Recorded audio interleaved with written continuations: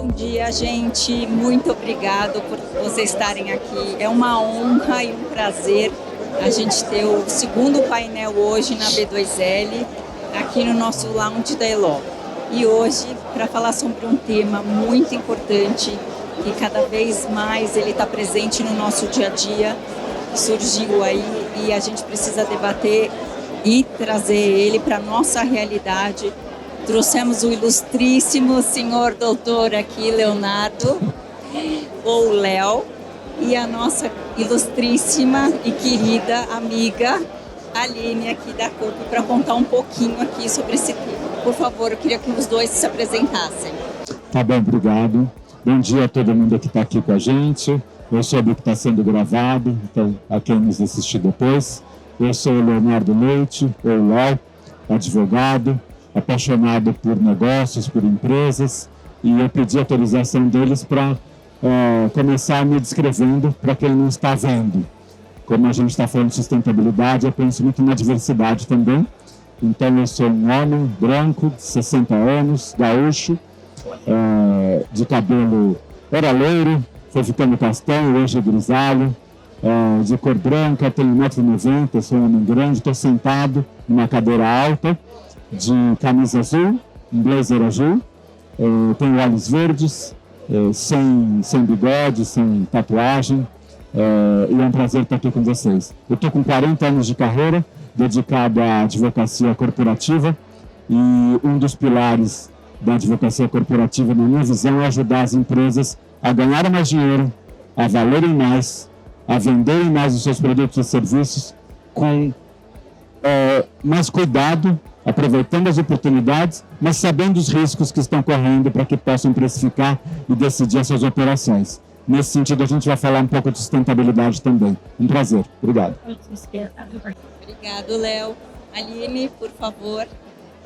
Bom dia a todos. Eu vou colocar um pouco baixo, né? Está baixo. O microfone dela ainda está baixo. Eu vou aproveitar enquanto arruma o seu microfone. Eu também ia fazer a minha autodescrição, mas com a empolgação aqui, eu esqueci. Então, para me autodescrever, eu tenho 1,76 m, sou loira, tingida, tenho os cabelos longos e estou vestida de advogada moderna, que é um blazer azul marinho, uma camisa laranja da Elo, jeans e tênis. Pronto. Agora sim. Eu sou a Aline Alcântara, sou advogada de formação. Antes eu dizia que eu era gestora de problemas, né, em departamentos jurídicos, por vocação, mas eu vi que nos últimos tempos nós somos resolvedores de problemas, né? Estou há 20 anos também na área corporativa. Nesse caminho encontrei o Léo, né, um grande amigo de longa data.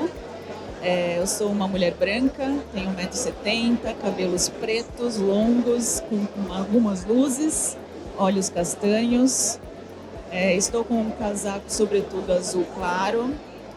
Estou de calça preta e blusa preta com branco. E vim com botas pratas em homenagem aqui aos astronautas que estão andando pela feira. Difícil ser básico, né? Quando você é advogado. Disruptivo, né? Já é uma advogada disruptiva. Agradeço muito o convite, Tati e Ló, de estar aqui nesse painel falando de assuntos muito importantes, né? E com duas pessoas que eu gosto muito. Muito obrigada, viu? Eu queria introduzir o tema central, que hoje a gente vai falar sobre a governança corporativa, está sendo ressignificada no meio da integração em práticas de ESG e do uso de tecnologias. Então, eu queria fazer a primeira pergunta para o Léo. Léo, em que ponto o ESG deixa de ser uma escolha reputacional e passa a ser uma vantagem competitiva real para as empresas? Eu combinei de começar explicando um pouquinho por que eu gosto de falar do ESG como ESG, ou seja, com dois Es. Porque na minha visão, é o que eu defendo, e graças a Deus eu não estou sozinho, a gente começa falando do econômico. São 4 pilares. A gente fala do ambiental, fala do social, fala da governança, mas fala do econômico também. Porque o objetivo de toda empresa é ganhar dinheiro, é valer mais. E a gente não consegue falar de sustentabilidade com uma empresa quebrando. Então a gente precisa ter uma empresa que seja melhor do que as outras, diferente das outras. E eu procuro sair um pouco daquilo que todo mundo fala. Toda empresa tem que ser inovadora, sempre. Não é só no momento da constituição, é ao longo da vida toda dela. Assim como tem que ser criativa. E toda empresa é empresa. Mas o que faz uma empresa ser melhor do que as outras e por isso valer mais dinheiro? Né? Porque, para quem é advogado, sabe que a empresa vai cumprir ali o seu objeto social, pagar seus tributos, né? Vai ofertar à sociedade produtos e serviços, vai criar empregos, pagar os funcionários e vai sobrar alguma coisa para o investidor, né? Mas tudo que a gente faz, tanto como pessoa natural, pessoa física, como empresa, tudo tem impacto. Então eu sempre sugiro e recomendo que a gente tome cuidado com esse impacto. Já que eu vou impactar, eu vou tentar impactar o melhor possível e ao mesmo tempo reduzir aquilo que não é tão bom assim. Falando muito rapidamente, a gente começou esse conceito de empresa focando apenas no empresário, no investidor, né? Que em inglês a gente chama de stockholder. Houve uma época que as empresas serviam para isso, para dar dinheiro para o stockholder. Depois se percebeu que isso era uma coisa que não seria muito sustentável no sentido de longevidade. Porque se você ficar drenando sempre a empresa, você pode até ganhar um dinheiro durante um período, mas vai durar pouco, porque o seu negócio vai envelhecer. Vai ter gente fazendo melhor do que você vai ficar para trás. Você já não vai mais valer aquilo, não vai mais vender aquilo, você tem que encontrar um jeito de ser melhor. Para isso, a gente começou a estudar, e eu pego como referência ali os anos 80, a governança corporativa. Você pensou, olha, você para ser uma empresa melhor, você tem que ser melhor no todo. Não adianta você ser melhor só na gestão financeira, ou só num produto inovador, ou só em como você cuida dos funcionários. Tem que ser no todo. Em todo mundo que tem alguma relação ali com você. Que é o que a gente chama de stakeholder. Todo mundo que tem aquele pedaço da operação. E a gente vive já há alguns anos uma evolução dessa governança corporativa, porque a gente começa a incluir o que a gente chama de no-holder. Aquele que não tem nenhuma relação direta com você, mas é impactado. Por exemplo, com poluição de rio, de mar, de ar, com efeitos climáticos, com lixo, né? Com abusos sociais, trabalho infantil, trabalho escravo. Aí a gente começa a pegar quem é impactado de uma maneira indireta. Né? Então a gente começa a falar de uma nova governança corporativa que, como a Tati perguntou, num primeiro momento ela é optativa, ela é voluntária. Porque eu defendo que a gente, sendo muito criativo e muito inovador, e tendo esse ambiente investidor e empreendedor, nós precisamos sempre inovar, sempre ser criativos, tá? Mas a gente tem que fazer aquilo que é possível dentro de dois limites, que para mim são a ética e a lei. Se você concordar que a gente precisa encontrar um jeito de viabilizar negócios e ganhar mais e valer mais dentro da lei e da ética, não adianta eu dizer que eu sou uma empresa que cumpre as leis, que cumpre as regras, porque ninguém vai ganhar estrelinha por causa disso. A gente pode questionar as leis, pode ir para o judiciário, pode fazer um movimento no Congresso e tal, mas lei é lei, a gente tem que dar um jeito de cumprir. Eu sempre digo para os meus alunos e clientes, eu não posso falar sempre sim e nem sempre não. E entre sim e não existe o assim. O assim é a maneira mais segura de você fazer o seu negócio aproveitando a oportunidade. Para isso, eu tenho que ir além do que a lei me obriga a fazer. Se eu disser, por exemplo, que eu não contrato criança para trabalho infantil, eu não vou ganhar parabéns por isso, é muito básico, né? Se eu disser que eu não estou jogando dinheiro fora, simplesmente fazendo coisas que não vão levar a lugar nenhum, eu vou levar um ponto negativo pelos meus investidores. Então tem que ter muito cuidado com o que eu faço, e o ESG se propõe a ser aquilo que você faz além do que se espera. Por exemplo, lei de cotas, que é uma coisa que até a gente vai falar, lei de resíduos sólidos, logística reversa. O que você já tem lei ou regulação, você é obrigado a fazer. Se você não se dispõe a isso, você vai ser penalizado. Então, o ESG é o que você faz além disso. Por isso, a Tati pergunta, é voluntário, é optativo? Sim, como o conceito original é. Só que a gente também trabalha, eu vou ser bem rápido nisso, com o que eu chamo de 3 Cs. Você começa fazendo as coisas melhor as coisas de uma maneira correta por uma questão de consciência do empreendedor, dos executivos, de toda a cadeia produtiva, por uma questão de consciência. A gente não vai chegar em todo mundo. Aí, para a gente conseguir mais gente, a gente procura fazer o que nós estamos fazendo aqui. Ajudar pelo convencimento. Mostrando que se você fizer isso, não apenas você está fazendo a coisa certa, como você vai ganhar mais dinheiro.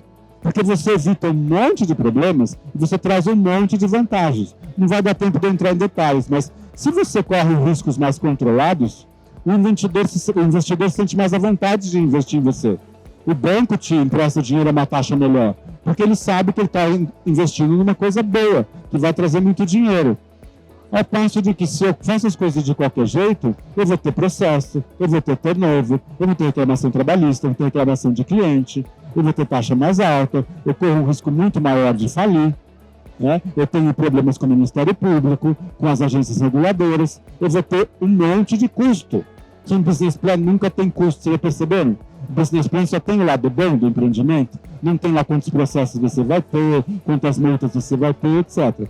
E com isso eu consigo melhorar a imagem, melhorar a reputação, fidelização de cliente. Ou seja, o ESG é sobre ganhar dinheiro, é sobre valer mais dinheiro. Até um certo ponto ele vai ou pela consciência ou pelo convencimento. Só que chega uma hora que você vai ser impelido a fazer essas coisas de uma maneira correta pelo constrangimento. Porque você começa a lidar com mídia, com rede social, com pressão dos seus próprios colaboradores, você começa a ter dificuldade de atrair bons parceiros, bons colaboradores. E aí você chega num momento que, em geral, acontecem duas coisas. A própria regulação e a lei, por conta do poder indutivo do Estado, vai aumentando a barra. Tem coisas que, se você não fizer agora voluntariamente, no seu tempo, no seu orçamento, com um plano de transição que você mais ou menos controla, você depois vai ser obrigado a fazer muito mais rápido, porque a legislação subiu a barra. Vai ficar mais caro, você vai ter que fazer na correria e vai ser obrigado a fazer.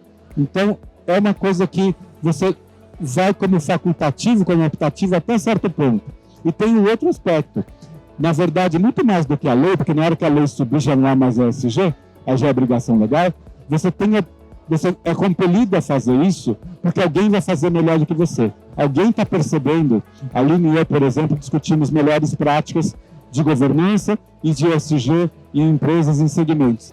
Alguém no Brasil, alguém no mundo está fazendo de uma maneira mais sustentável do que você. Se você perceber isso e começar, não a copiar, mas a se inspirar para fazer melhor, você sai na frente. Então, chega um momento que já não é mais tão voluntário assim. Você acaba sendo compelido a ter que fazer também, ou você vai sair do mercado. Ou pelo primeiro a sua empresa vai quebrar, porque os custos ficam muito altos, ou depois pelo ambiental, social e a governança. Mais ou menos isso. Então eu acho que a nossa função aqui é justamente fazer pelo amor, né? É trazer essa consciência para não deixar que aquele último Czinho ocorra. Agora me conta mais uma coisa. Você comentou comigo aquele TAC VMP. Conta esse case seu, que para mim foi um sucesso. Eu fiquei, assim, achei brilhante a sua solução. Vamos lá.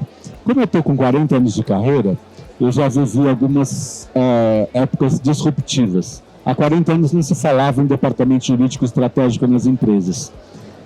Há 30 para 40 anos se começou a falar de governança corporativa. Um pouco depois disso, importando alguns conceitos de outros países, a gente começa a falar de compliance. Depois a gente começa a falar de responsabilidade socioambiental corporativa, que hoje a gente chama de ESG.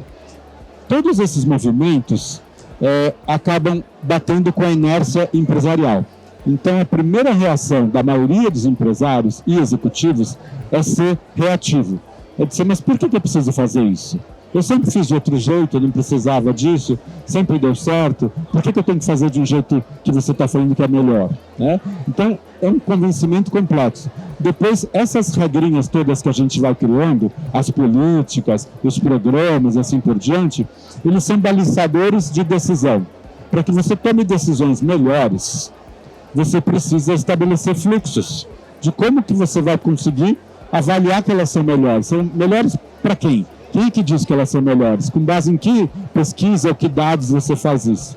E tem uma questão de muita gente achar, isso vai me limitar o meu poder de fazer as coisas do jeito que eu quero. Esse é um lado da coisa. De fato, se você tiver organização na tomada de decisão, tiver fluxos decisórios, e se tiver programas que organizam tudo isso, você vai ter que seguir as regrinhas. Mas elas são voluntárias. E elas são feitas, se elas forem bem feitas, para melhorar a sua empresa, para melhorar o seu produto, melhorar o seu serviço. Então, essa perda de autonomia e de liberdade, ela é muito mais conceitual do que efetiva.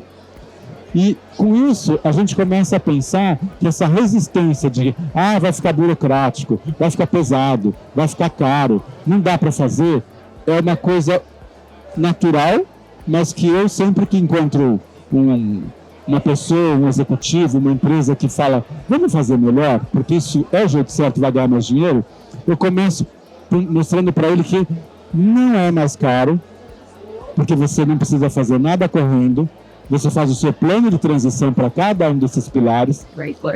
Eu garanto a vocês que toda empresa já faz alguma coisa certa. Pouca gente que eu conheço tem compromisso com o errado.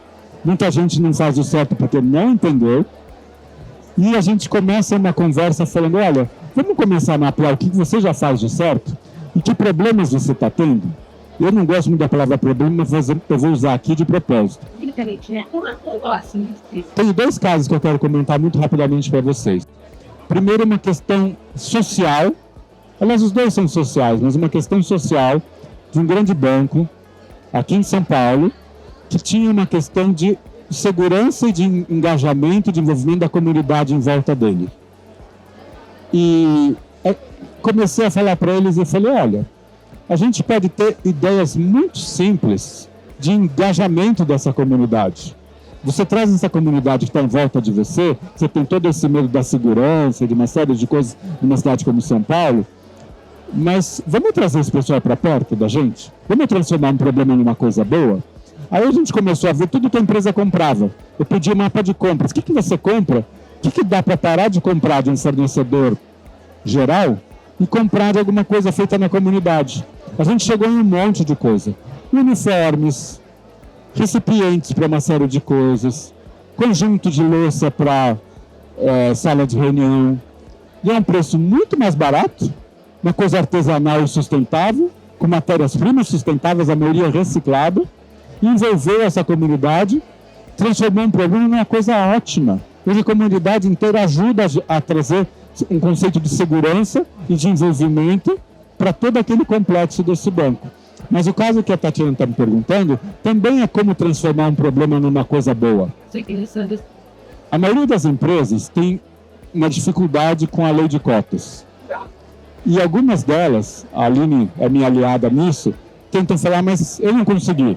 Como é que eu faço para não seguir a lei de cotas ou não cumprir? Eu falo, gente, você tem que encontrar um jeito de fazer. E tem maneiras de fazer.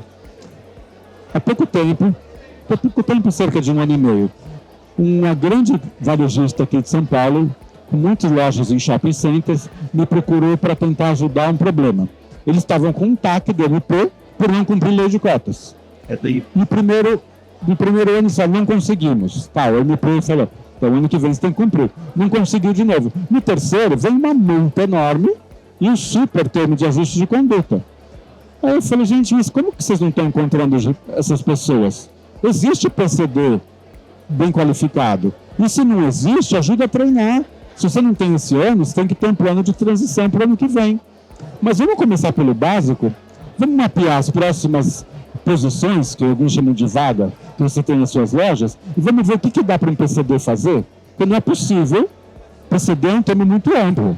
Tem um monte de necessidades especiais ou deficiências. Não é só cadeirante, não é só cego, não é só o surdo, não é só o autista e assim por diante. Vamos mapear o que dá para fazer. E a gente pega esse mapa do que um PCD pode fazer e coloca no seu plano de contratação para o ano que vem. Vamos juntar, fazer um match e ver, olha, vamos além de colocar lá no LinkedIn, ou no Headhunter, ou no meu RH e buscar. Vamos chegar para a sua força de trabalho atual e falar, olha, traz um amigo PCD. Um parente, ou um amigo, está com essas características. Se ele cumprir esses requisitos, está contratado. Se ele não cumprir uma coisa pequena que precisa de treinamento, a gente paga o treinamento. E o que a gente ganha com isso? A gente cumpre a cota, a gente traz pessoas muito mais engajadas, essas pessoas costumam dar muito mais valor a esse trabalho, e a gente engajou quem já está lá. Porque para você trazer diversidade, para trazer inclusão de verdade, as pessoas todas precisam ajudar a acolher essas pessoas, com respeito e com acolhimento, para que a vida deles seja viável. Porque é natural a gente falar, não dá, é difícil, custa caro. Gente, em 6 meses, a gente cumpriu a lei de cota. E a gente conseguiu gente muito mais engajada, muito mais determinada, sem tanto custo, sem turnover. E aquelas pessoas que trouxeram alguém, a gente ofereceu um prêmio. Nem precisaria, porque você já está ajudando um amigo ou um parente. Falou, o que você precisa? A gente encontrou pessoas que precisavam de uma relação melhor com o líder ou com o chefe para poder acompanhar uma reunião na escola do filho. De um ajuste melhor de agenda para fazer uma prova, para fazer um exame, para prestar um concurso. Coisas que não custam nada. É uma questão de ajuste, de você facilitar a vida daquela pessoa. Aquela pessoa, você ganha, não é só... Quem trabalha com RH sabe, salário não é motivacional e não retém a partir de um certo nível. Você tem que ter projeto, tem que ter engajamento. Esse caso, eu conto com muito orgulho, é um trabalho coletivo, mas surgiu de transformar um problema numa coisa boa. Olha quanto dinheiro essa empresa economizou. Gente, não é brilhante esse caso? Quando ele me contou, eu fiquei apaixonada, é incrível. Então, isso sim é inclusão da comunidade, isso sim é inclusão da diversidade e é isso que a gente tem obrigação moral e legal de trazer para as nossas empresas e para os nossos clientes. Agora, o Léo contou um pouquinho da evolução da governança. Aline, me conta um pouquinho como a contratação de soluções de tecnologia podem ser consideradas como um fator estratégico dentro das práticas de governança corporativa. A governança em si já é estratégica, né? Como o Léo falou, ela vem lá dos anos 80 e hoje empresas de qualquer porte que possuem governança, elas têm um diferencial competitivo, né? Seja na atração de investidores, na atração de talentos, né? Hoje a geração Z, ela está atenta a empresas que realmente cumprem o ESG e o G, né, da governança. E como a gente utiliza tecnologias para otimizar isso, são diversas formas, né? Então, hoje mesmo nós utilizamos em atividades repetitivas, né? Nós temos um bot que ajuda a tomada de decisão da ponta. Então, ali, né, eu tenho um chão de loja, né? Eu sou do varejo, trabalho na Coop, que é uma cooperativa de consumo. Temos lojas de supermercados e drogarias. Então, eu tenho ali pessoas na ponta que nunca ouviram falar de uma política, mas elas sabem que elas têm que seguir alguma regra. Como que elas fazem sem ter que ligar para o jurídico 50 vezes para perguntar cada linha? A Bruna, minha coordenadora, está aqui, não me deixa mentir. Eles entram em contato com a nosso bot, que chama Coopera Aí, né? Coopera de Coop, então é Coopera Aí, e fazem as perguntas e tem as respostas com relação a medidas disciplinares, com relação a que decisão tomar de acordo, né, com a nossa matriz de responsabilidades. E, além disso, a gente está avançando já para a área de GRC, né? Hoje eu atuo, além do jurídico, na área de GRC e nós temos ali riscos inúmeros, né? Então, nós temos um mapeamento de riscos, nós chamamos até de batalha naval, de tão grande que é. E como que eu engajo as outras áreas a cumprirem os planos de ações, etc. Porque eles falam, eu não lembro, eles querem que, né, nós sejamos, além de tudo, alertas e agendas, né? Então, com a tecnologia, a gente consegue cobrar evidências, ele automaticamente, né, responde num e-mail que já vai para dentro daquela pastinha, daquele risco, daquele card de riscos, e traz segurança para os executivos, né? Eles sabem que aquele risco ele está sendo tratado, que ele não vai se materializar, e se ele se materializar, a gente vai ter ações rápidas e efetivas para tratá-lo. Isso é importantíssimo. Eu acho que assim, a tecnologia da mesma forma que a governança veio crescendo, a tecnologia vem crescendo junto para justamente passar essa segurança, essa rastreabilidade, essa auditoria, a resposta imediata que a pessoa que está passando por aquele, né, momento, né, precisa ter para levar para os seus diretores, para levar para os stakeholders né? E resolver o problema. Né? Isso eu acho incrível. Agora o nosso tempo acabou. Eu gostaria de saber se alguém tem perguntas. Não? O conteúdo foi ótimo, todo mundo entendeu tudo. Que bom. Então eu fico muito feliz. Quero agradecer de novo a presença dos dois ilustres. Né? Eu acho que o ESG e a evolução da governança, ele está redefinindo o papel das empresas do século XXI e a nossa obrigação é propagar e divulgar isso. Léo, quer falar umas palavras finais? Quero agradecer a vocês, a Tatiana, a Joana, a Cris, da Iló, o Paulo e a B2L. É a primeira vez que eu estou aqui como palestrante. E a todo mundo que está aqui assistindo, quem vai nos assistir depois pela gravação. E dizer que eu sou um advogado de negócios, de contrato, de M&A, de societário, de mercado de capitais. E eu fui adicionando a governança, o compliance e o ESG. E muita gente me pergunta, Léo, por que você está preocupado com tudo isso? De novo, só para repetir o que eu já falei no começo, porque eu acho que a gente, como advocacia, tanto interna, como é o caso da Aline, como eu que sou par da Aline, já trabalhamos juntos em várias empresas por onde ela passou, a gente faz parte de um time e no mundo corporativo, ou você ajuda ou você está atrapalhando. Então a gente tem que ajudar o empresário a fazer o que ele quer, viabilizando o negócio. Eu entendo que a tecnologia pode ajudar muito.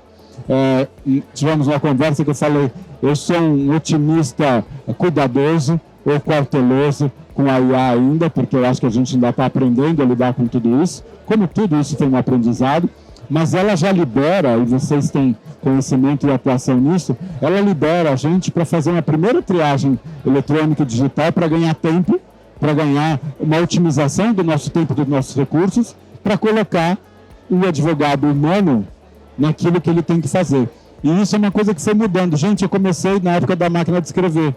Tinha gente que tinha medo do computador, porque, mas aí o computador vai ter lá os modelos, eu não vou ter mais trabalho. Hoje, isso você coloca qualquer buscador, você encontra tudo isso e a gente continua tendo muito trabalho a fazer. Meu nome é Leonardo Baron Leite, vocês me encontram no Almeida Advogados, no Almeida Law, onde eu sou sócio sênior dessa área consultiva de negócios.